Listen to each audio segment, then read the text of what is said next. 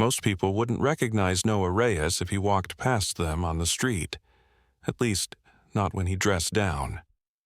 Ball cap pulled low, hoodie zipped halfway, and jeans just worn enough to blend in with the Friday night crowd. He was 42 now, with a touch of gray at the edges of his beard, but his presence still carried weight. Not because of fame or fortune, but because Noah had spent the last 20 years turning a dream into something real. Ember's Grill, a high-end but welcoming restaurant tucked in the heart of downtown Los Angeles. To the public, Ember's was just another celebrity-owned spot. Polished, well-lit, with a menu that looked like it belonged in a Michelin guide.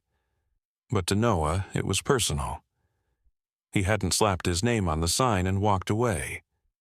No, he'd been there through the rough openings, the late-night tastings, the times the ovens broke down an hour before dinner rush. This place wasn't a side project, it was his legacy. But Noah had learned something over the years. No matter how perfect something looks on the surface, the truth of a place lives in the shadows, in the breakrooms, in the side glances between shifts, in the fatigue behind a server's forced smile. And so, every few months he slipped in quietly. No reservation, no greeting from staff. Just another guy grabbing dinner. That night, Ember's was alive with energy. The glow from the open kitchen danced off wine glasses, laughter rose and fell in waves, and the smell of garlic butter scallops lingered like perfume. Servers weaved between tables with practiced grace. Everything looked fine. But Noah's gut told him to keep watching. He spotted the manager near the hostess station, a tall man with an ironed shirt and eyes that didn't smile. Nick Holloway. Late 40s, by the book, overly polished, and just stiff enough to be unsettling. He watched the floor like a hawk that didn't trust his prey. Noah clocked it right away, too tense, too controlling. He walked past the bar slowly, taking everything in like a curious diner. Then he heard it. A sound that didn't belong in a place like Ember's. Software. Muffled. Fragile. He paused. It was coming from the hallway near the staff breakroom. Not a shout, not even sobbing. Just a quiet, held-back cry, the kind you let out when you're trying hard not to fall apart. Noah's pace slowed as he approached the door. It was cracked just enough for him to see. Inside, a young woman stood hunched over the edge of a metal counter, her fingers white-knuckling its edge.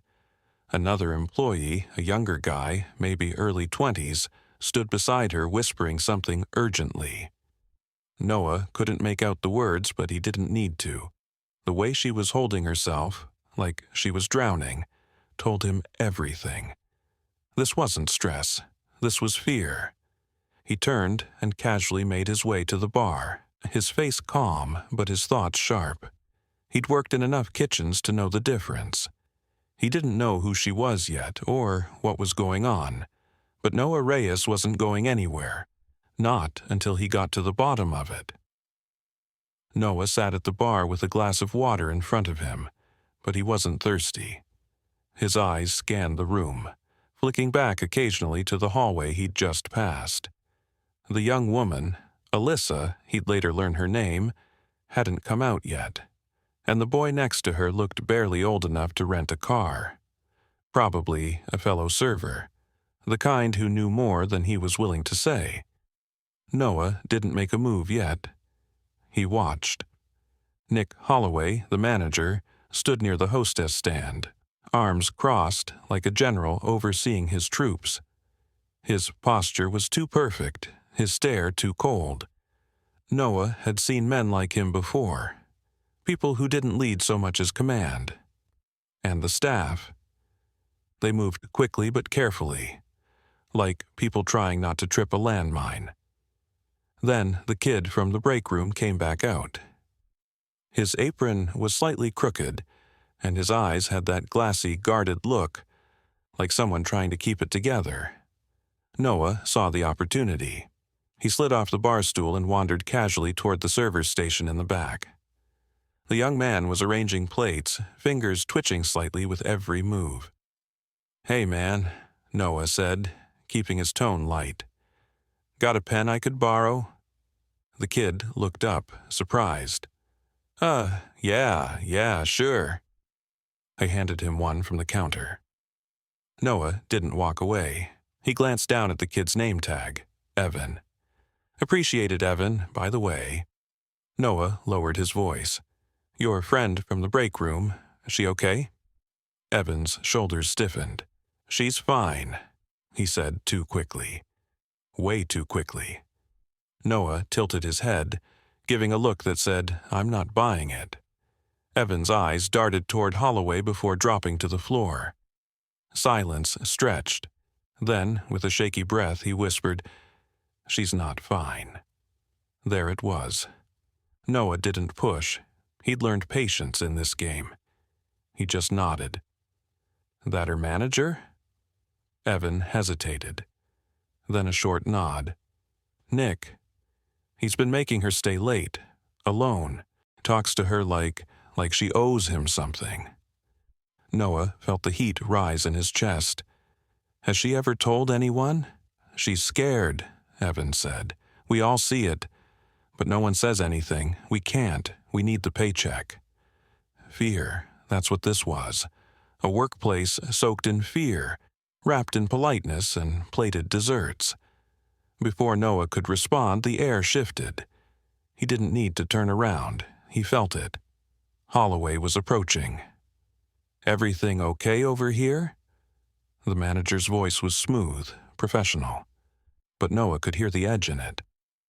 Evan froze, eyes down. "Yes, sir, just helping a customer." Noah turned slowly, meeting Holloway's eyes for the first time up close. The man was mid-40s, clean-cut, eyes like steel. His smile was fake, and his handshake, if he offered one, would probably be crushing. "Can I help you with something?" Holloway asked. "Just needed a pen," Noah replied easily. Evan was kind enough to lend me one. Holloway nodded and clapped Evan on the shoulder, too hard to be friendly. "Let's stay focused." Noah gave a smile that didn't reach his eyes and walked away, but he wasn't walking out. He stepped outside for a moment, letting the cool air clear his thoughts. Leaned against the wall, pulled out his phone, not to text or call, just to think. This wasn't just a toxic manager, this was something darker. Alyssa was afraid, Evan was afraid. And Holloway? That man was far too comfortable with control. Then fate gave Noah a nudge. The bartender, Marcus, a young guy with tattooed arms and a tired face, stepped outside for a smoke. Noah recognized him from earlier. He played it casual. "Long night?" Marcus nodded. "Fridays, man." Noah leaned next to him. "Can I ask you something?" Marcus raised an eyebrow, but shrugged. "Sure." "Your manager, Nick Holloway, what's he like?" The bartender exhaled, eyes flicking around before lowering his voice. "Strict," he said. "Real strict, but with her? With Alyssa, it's worse?" Noah's heart pounded. "Worse how?" "He keeps her late, makes her do all the close-outs, calls her into his office for talks. I've seen her come out of there looking like she's about to cry. Like, it ain't right." Noah clenched his jaw. "She ever say anything?" "She doesn't have to," Marcus said. "We all see it, we just don't know what to do." Now Noah did. This wasn't about bad schedules or harsh feedback. This was a predator in a position of power, a man who thrived on silence. And Noah had built Ember's Grill for respect, for people, not for men like Nick Holloway. He flicked his cigarette away, stood up straight, and looked through the restaurant window. He wasn't just here to observe anymore. He was here to take back control. Noah Reyes walked back into Ember's Grill with a calm that was anything but. The noise of the dinner crowd had softened. The late-night lull was settling in. Fewer customers. Fewer distractions. Just how he needed it. But Nick Holloway was still there, posted up near the server station like a gatekeeper, eyes scanning, shoulders squared. A man so used to control, he didn't even bother hiding it anymore. Noah didn't hesitate. He cut across the dining room, past the flickering candlelight and half-eaten steaks, and straight toward Alyssa. She was refilling a water glass at one of the corner tables, her movements robotic, her smile barely glued on. She didn't see him until he was a few steps away. "Excuse me," Noah said gently, loud enough to catch her attention but not cause alarm. "Can I talk to you for a moment?" Alyssa blinked. I'm with a customer." The woman at the table raised an eyebrow. "She's helping me right now. You can wait." But Noah didn't break eye contact. "It's important." Something in his voice made Alyssa pause. She looked between him and the customer, then quietly apologized and stepped away. They moved a few feet toward the edge of the room. She fidgeted with the hem of her apron, clearly nervous. "What can I help you with, sir?" she asked. Noah took a slow breath. "I know what's going on." Alyssa froze. Her lips parted, but no words came. He saw the panic rising in her eyes. "You don't have to explain," he continued. "I just need you to know you're not alone. Not anymore." For a second, she looked like she might cry again, but instead she swallowed hard, forcing a tiny, broken smile. "I don't know what you mean." Noah nodded gently. "Holloway, the way he treats you, the late nights, the way he talks to you. I know, and I'm not going to let it continue." She gripped the edge of her apron so tightly her knuckles turned white. "I can't do anything," she whispered. "He made it clear. If I don't go along, I'm out." "No," Noah said firmly. "You're done being afraid, because he's not untouchable." A shadow fell across the floor beside them. Nick Holloway. He approached with his usual smug calm, though a flicker of irritation crossed his face. "Is there a problem here?" he asked, voice level but cold. Noah didn't turn to face him immediately. He kept his eyes on Alyssa, watching how her body recoiled at the sound of Nick's voice. That alone was all the proof he needed. "Just having a conversation," Noah said evenly. "Well, Alyssa has work to do. No time for personal chats." Noah finally turned, and when he did, his presence filled the space. His tone didn't rise, but his words cut like steel. "Actually, I think you and I need to talk, right now." Nick's expression twisted slightly, trying to keep his composure. "Excuse me?" Noah reached into his back pocket, pulled out his wallet, and flipped it open. Inside was a sleek, dark business card with embossed gold lettering, Noah Reyes, Executive Owner, Ember's Restaurant Group. Gasps rippled quietly across the dining room. A few employees nearby froze. Alyssa's eyes widened. Nick's mouth opened, but nothing came out at first. I didn't realize." "No, you didn't," Noah said, his voice turning colder. "And that's the problem." He turned to Alyssa, his tone softening again. "You're safe now." Alyssa looked like she couldn't believe what she was hearing. Her lips trembled, but she gave a small nod. Nick tried to regain ground. "Sir, I assure you, there's been a misunderstanding." "Your office." "Now," Noah said, without raising his voice. But the authority in it left no room for argument. Nick faltered, then turned stiffly and led the way. Noah followed, but just before stepping inside he looked back at Alyssa. "Stay here," he said gently. "This won't take long." Inside the office, Holloway tried to reset the playing field. "I have to say, sir, I didn't expect you tonight. It's unusual for the owner to visit unannounced." "You know what else is unusual?" Noah asked, leaning over the desk. "A manager using fear and manipulation to control his staff." Nick tried to chuckle. I think there's been some confusion. I know about the late shifts. I know what you've said to Alyssa, and I know how you've made her feel.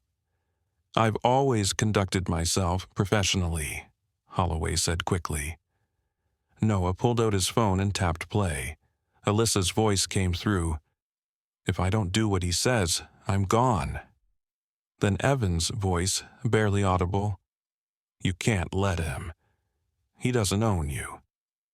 Nick's face drained of color. You really thought no one would ever listen to them? Noah asked, his voice ice. You've been playing this game for too long, but tonight, game's over. He pulled up corporate HR on speed dial. You're done. You'll never work in this industry again. Nick slumped in his chair, speechless. When Noah stepped out of the office, the room was quiet. All eyes were on him. He looked straight at Alyssa. He's gone, he said simply. You're safe. Alyssa's shoulders sagged with something that looked like relief, or maybe the release of a year's worth of weight. She didn't say anything at first, just breathed, then nodded.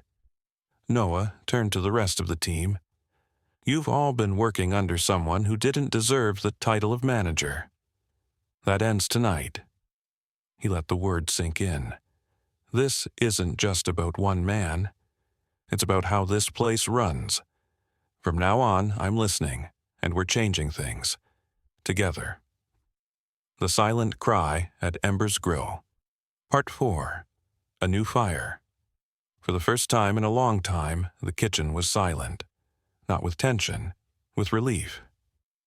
Alyssa stood near the server station, still processing what had just happened.